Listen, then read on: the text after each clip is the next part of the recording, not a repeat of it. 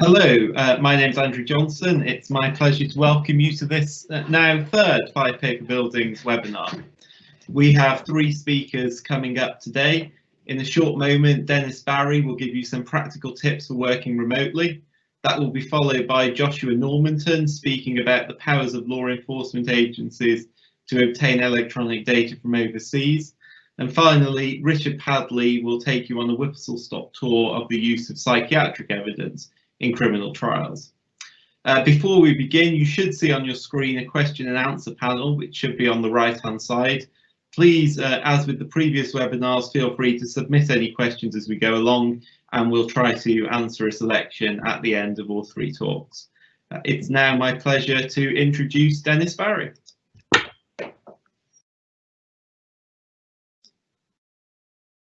Thank you very much indeed, Andrew, and thank you very much for logging into our talks.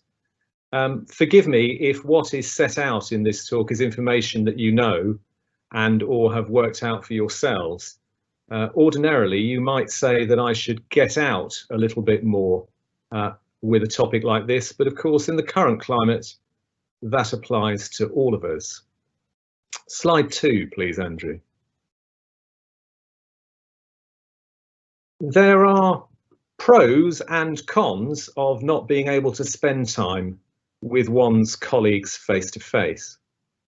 In terms of pros, if one's boss or leader has tremendous halitosis or annoying facial hair, the advantages are obvious. But it has to be acknowledged from time to time that it's nice to spend a small amount of time with a small percentage of one's colleagues.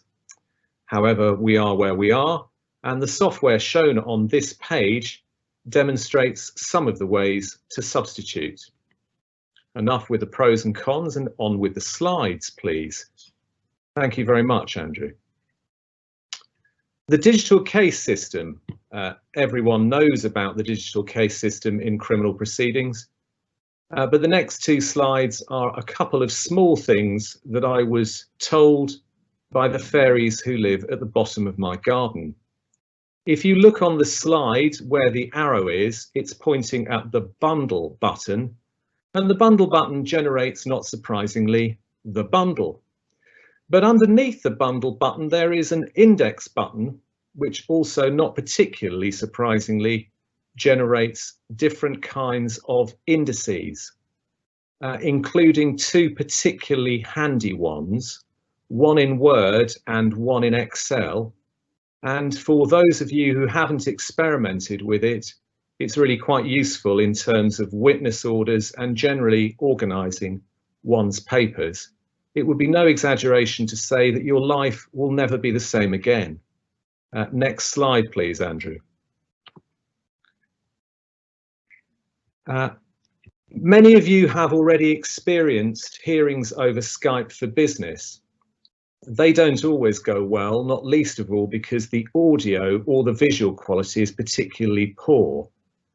If you're on the DCS and you and your opponent and the judge all have the case open, irrespective of whether you are in the same building or not, it's possible to direct them to a particular page, and the slide shows the place that you can do that in the notes drop down of the digital case system.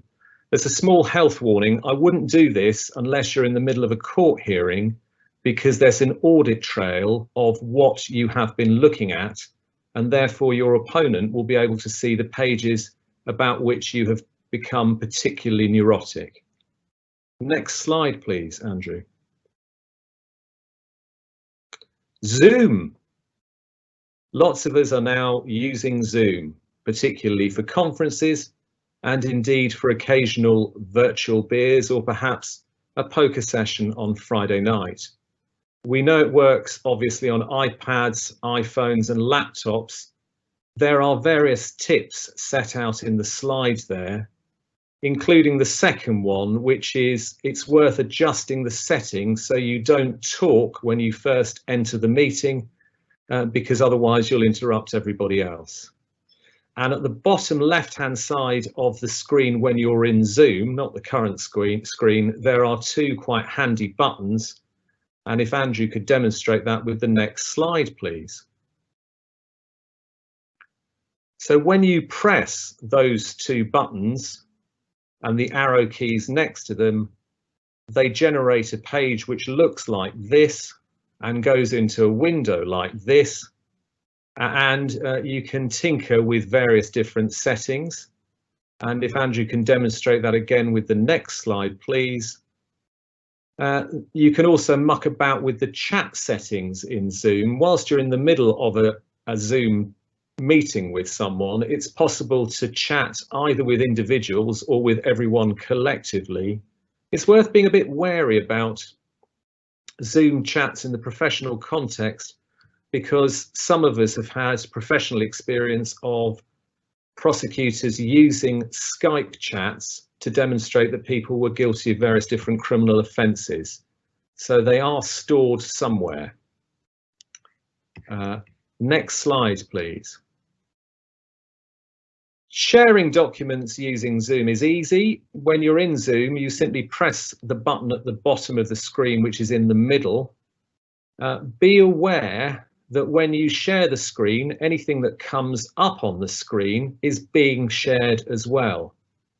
So if you receive some form of intimate text message, or indeed an update from the Financial Times, or perhaps an intimate text message from the Financial Times, it will appear on your screen in the middle of the sensitive conference.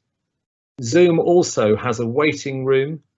You can use that waiting room in the manner that you might have done before. That is to talk about someone when they're not there. Next slide, please, Andrew. This is two examples of how you might like to share your screen and what is less good in terms of screen sharing. And you need to be a little bit cautious about what's on your desktop. It may be that in your own professional workplace, when you're on your own, it's important for you to have on your desktop the legend that you are Everton until you die. But not everyone else cares or indeed needs to know that. So be wary of what is on your desktop. And this slide also demonstrates two things. There is no particular need to share your own image with everybody because they've already got it. That's particularly true in my case. And the second is, obviously, you can split the files that you've got open on your desktop and arrange them so that you can look at more than one thing at once. Next slide, please, Andrew. Why would I want to share my screen? Well, that is a very good question, and I'm glad I asked it. Very often, we don't all have the same papers. There are problems with downloads and so forth. But it also means that everyone can look at the same part of the papers at the same time. So, for example, defence case statements or opening skeletons. You can see the other suggestions set out in the slide. If you've got some CCTV in a case and you share it on Zoom or using some of the other software we're about to look at, the quality at the moment is sometimes surprisingly good.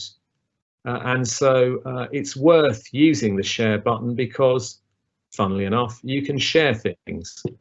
Also, internet pages, which are subject to the health warning I mentioned a few moments ago.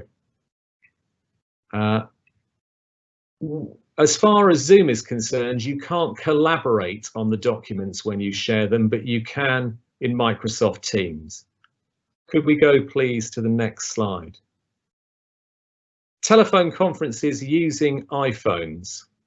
What's set out in this slide only works if it's an iPhone calling another iPhone. And you can obviously use Zooms or Microsoft Teams for conference calls as well. If you're speaking to people who have iPhones, the two main reasons for using it are, first of all, it's designed in quite an attractive way, thanks to Sir Johnny Ives, but that probably comes into the category of me needing to get out a bit more.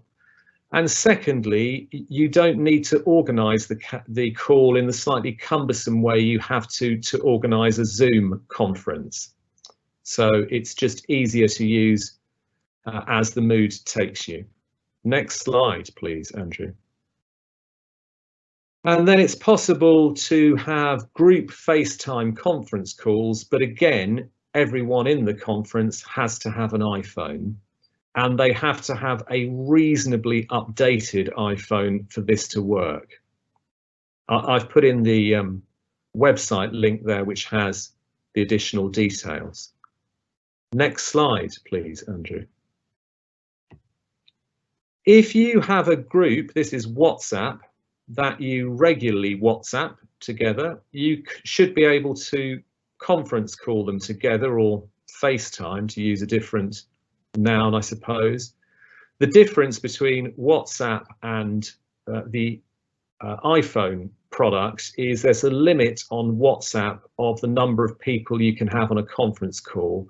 The most is 3 of your mates plus you, which makes 4.